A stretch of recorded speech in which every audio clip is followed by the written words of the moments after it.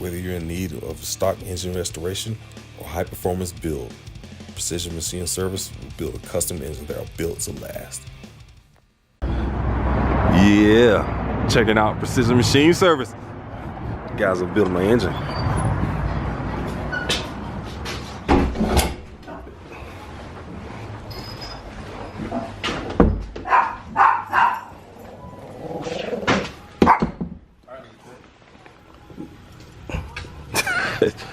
So we at Precision Machine. Introduce yourself, kind sir. What's that? Introduce yourself. Hello, my name is Dave, and I run and own Precision Machine Service here in Whetstone, Arizona. All right, so how long you been in the business, man? Since 95. 95. With a small hiatus. So you were in the Army, right? Yes. 84, 94. Signal. Outstanding. Signal, okay. I was ordnance once. I used to fix I your was broken once car. too, and I couldn't wait to get out of there. Man. So Chaparral unit. obviously, yeah, you work on engines, and so I mean, talk about some of the things. Like I just found out what line honing was. Well, the line hone, what you do is once you get the block in the machine, you cut the caps, few thou, to make the hole on the 12 and 6 o'clock position closer together. It doesn't change the parting line per se. And once you get them all cut down so that you can then hone the hole back to where it's round again, pretty much the same principle as doing a connecting rod. You do the same thing. You cut the parting line to bring the 12 and 6 o'clock positions closer, and then you hone it until it's round again to size. And the long mandrel for the line hone, what that does is that hones all of them at the same time. And Oh, so you can put like multiple, like 2 blocks on it at the same time? No. The one mandrel okay, does the whole block, so Got that it. I'm gonna get this set up here so that maybe you can see kind of what I'm talking about. Nice. But it hones all 5 holes, all 5 mains at the same time, so they're all are really close to being the exact same size. Plus, they'll be parallel and to size, so your crankshaft will now spin freely. Right. When blocks, when they heat cycle, when they're stress relieved, whatever you want to call it, the metal relaxes and the blocks can shift, it can twist, it can move. The blocks aren't as critical as the heads are, but any misalignment in the cams, in the crank, you'll feel it if you've ever tried to turn a motor over by hand when you're putting it together and you get a tight spot. That's what the line hone takes care of. Oh, it fixes that. Cams are a little bit more difficult because you need to line bore those for the most part, and I don't have any way to do that, so you end up usually scraping bearings if there's a problem there. Ugh. It's no bueno. Well, that's how you scrape down the high spots. Right. So then it turns over more free. Nice. Oh, so yeah, this is the business building my LS engine over here. Yours I just did today, and you can see how nice and shiny the mains are. Man, look how smooth the things are. The caps in the back because they're dirty. No, the one you just had. Man. Yes, sir.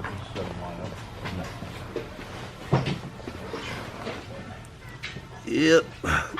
S10 coming soon. Oh, who's this guy? It's your ride. Yeah. I'll show you where it was at. Bring parts. So now we can get gaskets and head bolts and oil pump for the 5.4. Yeah, 5.4. Yes. I keep telling him I'm going to scrape a 5.4 Trison off a Ford and super glue it to the side of the S10. Yes, sir. So, be the only 5.4 swapped S10 on the planet. Word. Well, actually, that's probably not true. Nobody else spends money on those. I mean, some people, man. They put junkyard motors in them. Yeah, then boost them to the moon. Right. That's what everybody does, remember?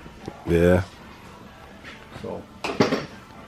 So me and this gentleman just had a long, candid conversation about calculus and trigonometry, and I must admit, the left side of my head is hurting a little bit now.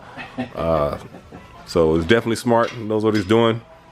When it comes to measurements and making sure things are even and Just use your finger. yeah. So this is where you deck stuff, right? Yes. I'm gonna cut blocks there and heads. Over here is the seat and guide machine. That's for doing valve jobs, putting in valve guides, hardened seats, drilling out broken bolts. Good customer. Yeah. There's a lot of things you can do with that, but it's mostly revolves around cylinder heads. Every now and then I can get a flat head in there. I couldn't do this one because of not only because of the angle, but because of the way this is a Ford 9N tractor motor. Yeah. And the guides are huge, so I can't use the regular pilots. And the only two pilots I have from the 50s are for doing it the manual way with a grinding stone. But I've had a couple of flathead 6 Dodges in there, and they'll sit on the table. You can hold them down and work sweet. Nice. Yeah. Good to see some machining action here.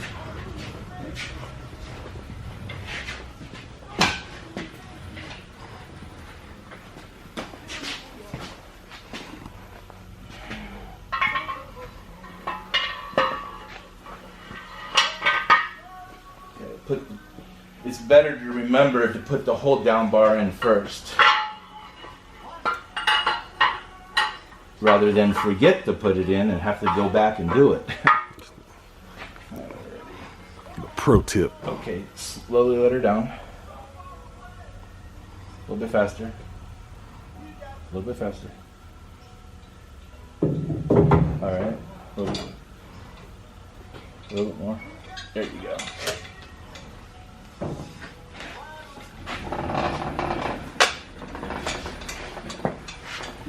Peanut butter sandwiches.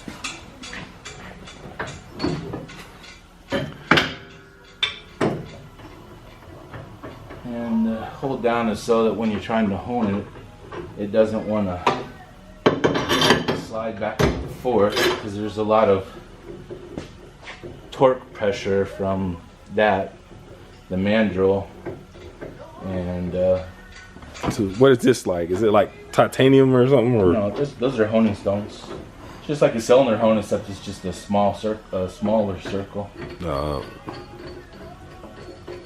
And like I said, because you're doing 4 cylinders, V8s, 6 cylinders, the mandrels have to be longer so that you can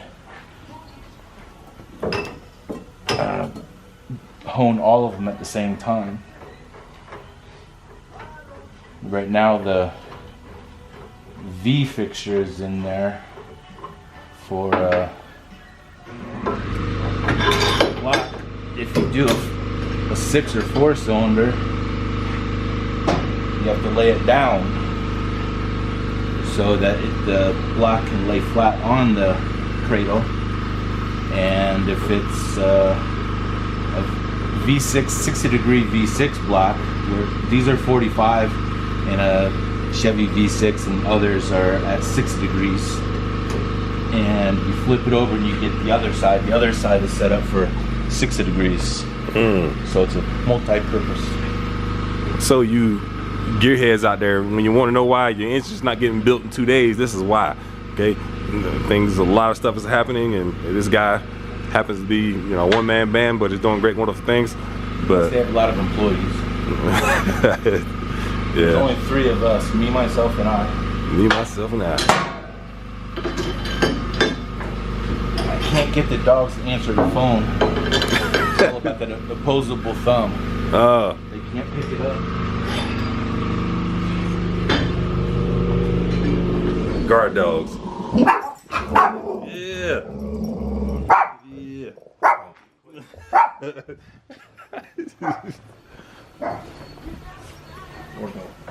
Yeah. Yeah. And that's Miss Cynthia. Cynthia, the little one. She's QAQC. Ah.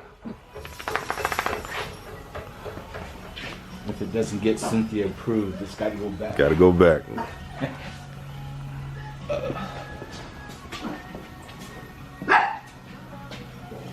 So what's the craziest engine you think you ever worked on in memory? Bentley, 1960 Bentley, little V8. That's what put me so far behind, was that motor. They needed it lickety split right now, and I think it still took me, what, 4 months or something to do it. Most of the parts did and had to come from England. And when we got the 6-year-old crap parts from England, we decided that, yeah, that's not going to work. So we had a lot of custom parts made. Custom push rods, custom pistons, custom ring set. Rings are no big deal because it pretty much goes by size and size, thickness, and shape of the rings. So the rings aren't that big of a deal. Rings I sold him were about $240 as opposed to the $800 to $1,000 they wanted. Man. The cam bearings were the hardest thing because the block had already been bored, cam bearing holes bored 10 thousandths over. So the $1,000 OEM cam bearings weren't going to fit. And after a week or two of searching through cam bearing sizes, found a 304, 360, 390 cam bearing set that they luckily made 10 thousandths oversized so it fit, and cam bearing number 4 fit all 4 journals. So instead of $1,000, about $270 on four sets of AMC bearings. But it's what it's all about. I mean, everything's not plug and play, and you have to be smarter than the object. And if you have problems, you have to look at the thing and figure out a solution. And sometimes there is no solution. Sometimes you have to try to, do the best you can to come up with a solution. And if that don't work, find you a LS and drop in it. Well, that would have been it probably. I saw that on Velocity where they put that that supercharged or whatever, that blown 350 in that exact same. Well, his was a 60. That was a 75, whatever. Yeah, but how much did that car change? I hope they didn't throw that motor away because that's like a $35,000 motor just as it sat. Basically, the Bentleys and Rolls Royces, they're the same motor. At least this one was, and a lot of people, rich people from overseas, Saudi Arabia, stuff like that, they drive this stuff. They just give you a blank check or a credit card and just say, call me when it's done. And I told them, I said, the next one I do is going to be that way, and it's going to take about a year. Because there was a few other things that I wanted to come up with domestic solutions, and we just didn't have the luxury of time on that. Their lifters, I know I could have come up with we got their aftermarket lifters for $450 because the OEM ones were $4,000 for a set of lifters, and their aftermarket $400 or $440. And I know that given enough time, I could have, by checking sizes, this, that, and the other, I think I could have found a comparable substitute. Push rods were $1,200, and I got them for like $240. Place in California custom made them. They looked identical, except they didn't put the rust on them from sitting on the shelf for 60 years or whatever it was. Sleeves were a real pain in the butt. Took me 8 hours just to get 8 sleeves out, and with the tool from England that we rented. And we got their sleeves from England, and they were so bad that the taper and outer round was so bad. I said, that's not going to work. So we got in touch with a company in California, and they make them in-house in California. And while we did, they would have cost double what the OEM sleeves were, but the quality was far superior. And with the hurry up and make it now, I think we did a 2-week turnaround, 1 week or 2 week turnaround. They were about $400 some bucks a piece. Man. But they would have been normally about 180-ish normally. But the biggest For most of the parts, the customer paid. Need it now prices, the quick turnaround. Yeah. And the sleeves were the most expensive. The pistons, the pistons from England were over $4,000 for just the piston and the pins. And with a couple week turnaround time from a place in California, I don't know if I should be giving names or not. But it was only like $2,200. Even with the rush order, it was still half the price. It's good stuff, man. And I had them make them. I sent them an original piston. I says, make it exactly like this. 4-ring pistons, the same weight, everything. Because we didn't even balance the motor. If we had more time, I would have liked to have it balanced. But they made it identical to the original stuff, and it worked out sweet. The only failure we've had in about a year and a half is the oil pump. They have issues with the oil pump gear being bronze or brass, and they have a metallurgical issue because more than just hours, it destroyed the pump, the gear. It was totally gone. And what he did was in '79, they made a change from brass gear on the oil pump, steel gear on the crankshaft. They swapped them, steel gear on the oil pump and brass gear on the crankshaft. And that's the only thing that's available right now for about $800. So he got that, and knock on wood, we haven't had any issues. But the factory realized there was an issue. In '79, they swapped until they stopped making that motor. It was that way. 19 years later, they swapped. Yeah, exactly. 19 years later. So $4,000. You know what we could have done with that? With a 6-liter, man. You can buy another trash truck, 2 more 5.4s. But the motor, if you look at my Facebook stuff, you can see the Bentley on there and everything else I do. And yeah, I'm gonna link all your stuff in the comments below on this thing, so people can find you. The Bentley motor is by far the most exotic thing I've done so far.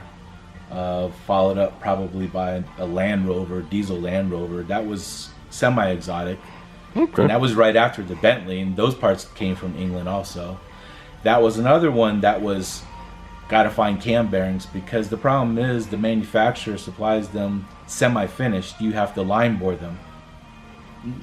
Nobody in this area, in Phoenix, maybe in California or maybe on the East Coast, but nobody around here easily line bores those. And I found a place in England that pre-finishes them, takes the semi-finished, puts them in a lathe, in a jig, however they do it, and they bore them on that, in that fixture. And I crossed my fingers when I put them in, and can turnover just beautiful. I think the guy we found for the Bentley said he would do it. He didn't want to do it, and then the customer said throw money at him. So we got it about $2,000, and he said, okay, I'll do it. And money talks. Then after I gave him all the dimensions of everything, he called me back the next day and said, yeah, it's going to be $3,000 because I've got to make a new bar, do this, do that in order to do this. And the customer would have done it if the cam bearings that we got from England were standard OD, but the block in its life or in the beginning of its life, if it was a defect from the factory, yeah, but it was a 10 thousandths larger OD, and they don't even sell those bearings. They only sold standard. So that's when I had to do the big search engine to find it. And another company, I think that they started out saying that they will make them for us, and then it became, but it's going to cost a lot of money. And it was like, I didn't tell him that, but it's like, that's not going to be a problem. If he's already going to spend $3,000, if he had to spend $500,000 on to have them make some bearings, it wasn't a big deal. But at the end of the day, a couple weeks later, they just basically didn't want to do it. So that's when I went searching, and I found a set that had one bearing in it, and we just had to buy 4 sets. No big deal. But I do whatever I can. If I can work on it, if I can make it work, if I can get parts, that's what's fun and challenging to me, is to something's a broke down piece of garbage, not working, and I can give it back to them and it looks brand new and works just as well as it was when it was brand new.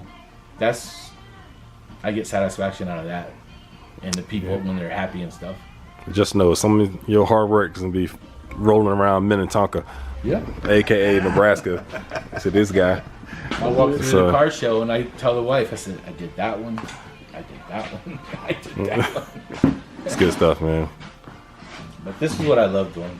I love working with hands, and I love working with engines. I started out working on cars. I started working on my bicycle when I was probably 6 or 7, and I probably knew that that's what I was going to do, work stuff, and graduated up to the skateboards and screwing with all those, the trucks and everything, and I got to Germany, and then it was I don't know, that was so long ago. I slept once or twice. More bicycle stuff, just building things, and then got to where I was working on cars and such, and then my own cars, my dad's and my own cars, and then once I got older, got in the military, the books that I started leaning towards were more geared towards building and machining motors, and that's what I really found interesting, was the motors. That's what I like to do. It's not as dirty as being a mechanic. It shows, man. I mean, lots of oil all over your hands and stuff like that. But this is what I love to do. All right, and kids, if you're gonna do your own business like that, make sure, because it's one of the most expensive damn businesses you can get into. All the equipment and everything. Yeah. It's insane. So, I mean, like, for instance, this. Well, I mean, what did this cost, somebody aspiring to get into machining? This was, this was used in good condition, and I still spent $13,000-$14,000. New, it's probably, I don't think they send and sells these anymore. Maybe they do. But you were looking at somewhere around 25, 30-ish. They're cylinder hones. The old CK10s and the other ones, they started out. I mean, I was going to buy a used one for $25,000 from them. Damn. And that was used. At that time, back in the 90s, you started out with about $50,000. This machine was brand new, and after you get all the accessories and everything, I think I got about 45 tied up in that. Rottler is like a Cadillac of engine building equipment. Man, all these little jigs and each one of these pilots are solid carbide. Each one is around $200 a piece. Oh man! And you don't want to break one. Oh no! I did one of the small ones. Oh, okay. Carbide is nice and strong, but it's also really brittle. Yeah. So it'll break easier. This machine wasn't too bad. I think I spent about 26 on this, and they're up to about 30 now. Man. But you gotta have it, man, to make sure stuff is. If you're gonna be in the business, why are you gonna take your stuff to someone else to have it done so that you can, you're in the business to do it yourself. Yep. And you get to help this guy over there playing on his phone. The rod hone, I got that used in really good condition for a song and a dance. Song and a dance, this guy right here. These are about $25,000, and I got it for, I think it was $40.